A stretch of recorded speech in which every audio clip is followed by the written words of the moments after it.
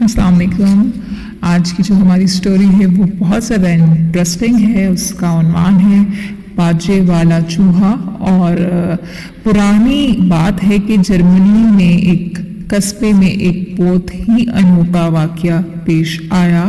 یہ واقعہ نسل در نسل سنایا جاتا رہا اور آخر کار یہ لوگ کہانی بن کر اس کو سنانے لگے.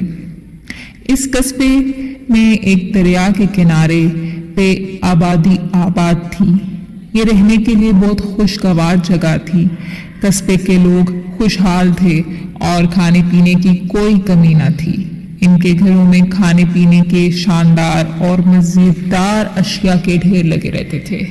وہ ریشم اور مخمل سے بنے شاندار لباس پہنتے جن پر لگی قیمتی اونی ان کو گرم رکھتی تھی اور ان کے جوتے بہترین چمڑے سے بنے ہوئے ہوتے تھے.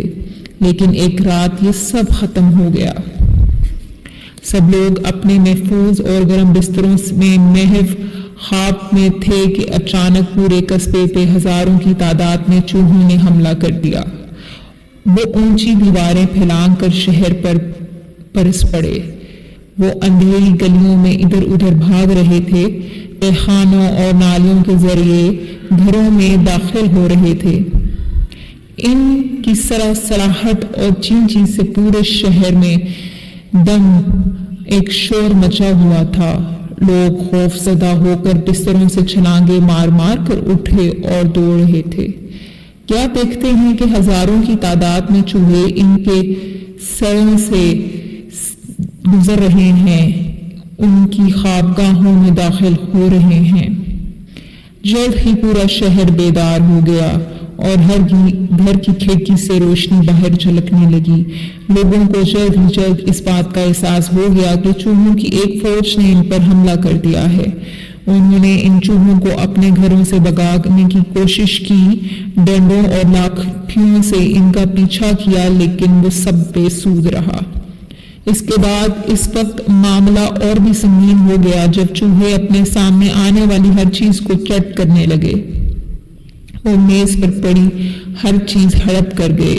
وہ باورچی خانوں کے چولہوں پر چڑھ گئے اور پکتا ہوا کھانا اور شوربہ سب کچھ دھڑا دھڑ چٹ کرنے لگے. ہر طرف چوہے ہی چوہے تھے.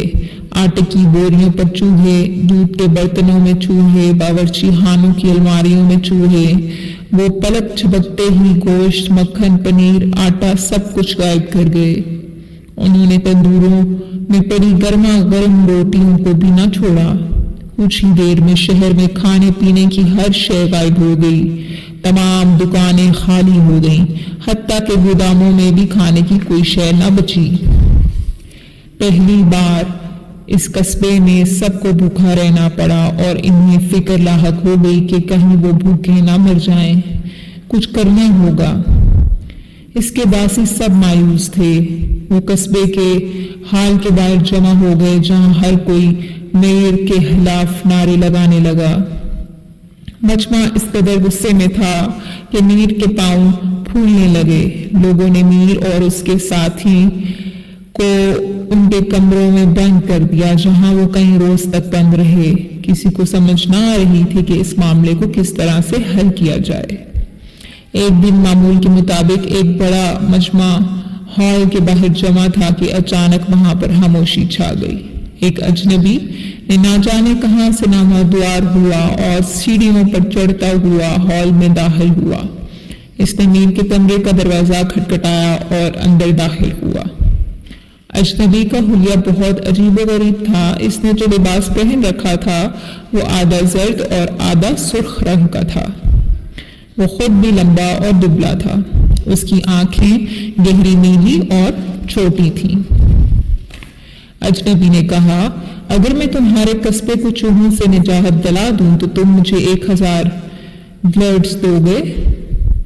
میر نے حیرانگی سے اس کی طرف دیکھا. میں تمہیں 1000 نہیں 50,000 گلڈز دوں گا اگر تم ان چوہوں کے عذاب سے ہمیں نجات دلا دو گے. اجنبی کی گردن میں باجا لٹک رہا تھا. لوگ مجھے باجا والا کہتے ہیں, اس نے کہا, اور قصبے کی گلی میں جا کر باجا بجانا شروع کر دیا. اس نے ابھی صرف 3 سر ہی نکالے تھے کہ چوہے گھروں سے باہر آنا شروع ہو گئے۔ وہ ہزاروں کی تعداد میں گھروں سے باہر گلیوں میں آ گئے، پھر وہ باجے والے کے پیچھے پیچھے چلنے لگے، یوں جیسے ان پر کوئی جادو کر دیا گیا ہو۔ گلیوں سے گزرتا ہوا باجے والا چوہوں کو اپنے پیچھے پیچھے قصبے کے دروازے سے باہر لے گیا۔ آخر کار وہ دریائے وسیل کے کنارے پہنچ گئے۔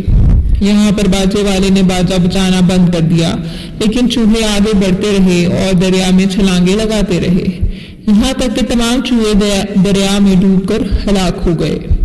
شہری قصبے کی دیواروں سے یہ سارا منظر دیکھ رہے تھے۔ وہ خوشی سے تالیاں بجانے لگے۔ باجے والے کا یہ کارنامہ دیکھ کر سب خوش ہو گئے اور وہ اپنا انعام وصول کرنے میر کے پاس پہنچ گیا۔ جیسے ہی وہ ہال میں پہنچا تو میر نے اسے دیکھا اور بولا، باجے والے یہاں سے چلے جاؤ، میں صرف باجا بجانے پر تمہیں اتنی رقم نہیں دوں گا۔ پھر میر باجے بجانے والے پر ہنسنے لگا، چوہے جا چکے ہیں، وہ واپس نہیں آئیں گے، جاؤ باجے والے۔ اور باجا بجا کر اس نے سب کو کہا کہ بے ہوش ہو جاؤ۔ باجے والے ایک بار پھر گلی میں داخل ہوا، اس نے اپنا باجا پکڑا اور ہونٹوں سے لگا اور بجانے لگا۔ باجے کے سر اتنے میٹھے تھے گلیوں میں سارے مجمع جمع ہو گیا۔ اچانک ایک شور بلند ہوا، ننھے پاؤں ٹپ ٹپ کرنے لگے، لکڑی کے جوتے کھٹ کھٹ کرنے لگے۔ جب لوگوں کو ہوش آیا تو وہ بہت روئے اور چلائے، لیکن کسی نے بچوں کی آواز نہ سنی۔ اچانک باجے والا ایک پہاڑ کی طرف مڑ گیا اور قصبے کے لوگ خوشی سے چلانے لگے۔ وہ پہاڑ کی چوٹی پار نہیں کر سکتا۔ میر نے سکون کا سانس لیا، اب باجا بند ہونا ہوگا اور اس کے بعد بچے رک جائیں گے۔ جیسے ہی بچے پہاڑ کے قریب پہنچے تو ایک بہت بڑا دروازہ کھل گیا، باجے والا اس میں داخل ہو گیا۔ بچے اس کے پیچھے تھے۔ جب سب بچے اندر چلے گئے تو دروازہ ایک دم بند ہو گیا۔ صرف ایک بچہ پیچھے رہ گیا کیونکہ وہ لنگڑا تھا اور باقی بچوں کے ساتھ چل نہ پایا۔ قصبے کے میلے نے باجے والے کو دور دور تک ڈھونڈا اور اسے شہر کا تمام سونا اور چاندی دینے کی پیشکش کی اور فریاد کی کہ وہ صرف ان کے بچے واپس کر دے، لیکن باجے والا اور بچے کبھی واپس نہ آئے، وہ ہمیشہ کے لیے جا چکے تھے۔ کہتے ہیں کہ بچے ایک بہتر دنیا میں چلے گئے تھے جہاں لوگ اپنے وعدوں کو پورا کرتے تھے۔